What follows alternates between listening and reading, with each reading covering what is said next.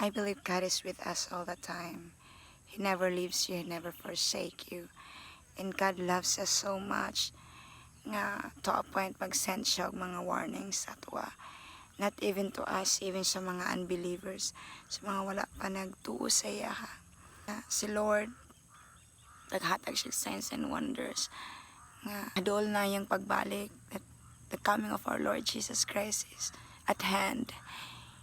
And today is a Sunday.